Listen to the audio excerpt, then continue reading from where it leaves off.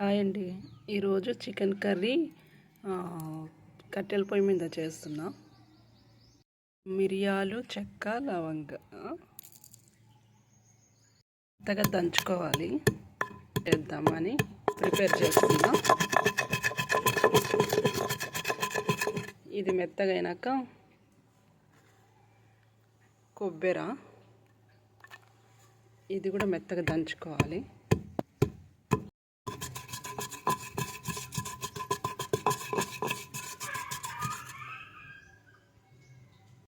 దంచి పెట్టిన ధనియాల పొడి, దీంట్లో చెక్క అన్నీ ఇస్తాం మెత్తగా. మెత్తగా అయింది. దీన్ని తీసి పెడతాం. ఒక గిన్నెలోకి ఎత్తుకున్నాక మళ్ళీ తర్వాత అల్లం వెల్లిపాయ నూరుతాం. ముక్క అల్లం మెత్తగా దంచుకోవాలి అల్లం వెల్లిపాయ కోసం. ఎల్లిపాయలు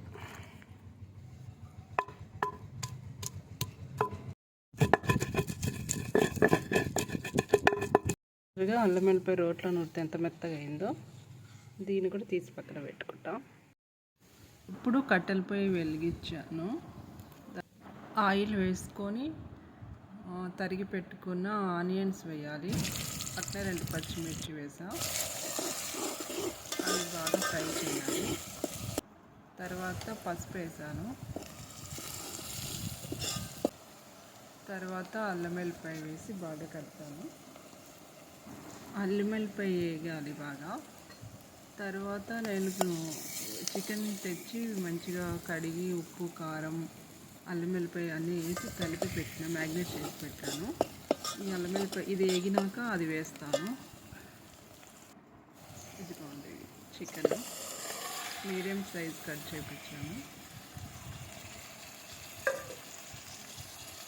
ఇది వేసి కలిపి కొద్దిసేపు మగ్గనివ్వాలి.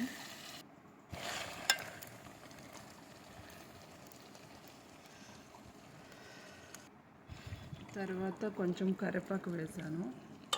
బాగుంటుంది. చూసారుగా మగ్గింది. ఇంకా కాస్త సాల్ట్, కొంచెం కారం వేసాను. తర్వాత ఒక టమాటా వేసాను. ఇప్పుడు కాస్త బాగా మగ్గనియాలి. మగ్గితే వాటర్ అందులోనే గ్రేవీ వస్తుంది. ఇప్పుడు మగ్గింది కదా బాగా. దంచి పెట్టుకున్న ధనియాల పొడి అందులో వేస్తాను. ఇందాక కొబ్బరి దంచి పెట్టాను కదా, అది ఇప్పుడు వేసేసాను. ఇది వేసి ఒక 5 minutes ఉంచి దించేసుకోవచ్చు. మీకు గ్రేవీ కావాలనుకుంటే వాటర్ వేసుకోవచ్చు, లేదా ఇలా గ్రేవీగా ఉండాలనుకుంటే వేయాల్సిన అవసరం లేదు. నేనైతే వాటర్ వేయలేదు, అందులోనే వచ్చినాయి. అది కూర రెడీ అయింది. ఇంకా నేను ఒక 5 minutes ఉంచేసి తీసేస్తాను. ఇదిగో రెడీ అయింది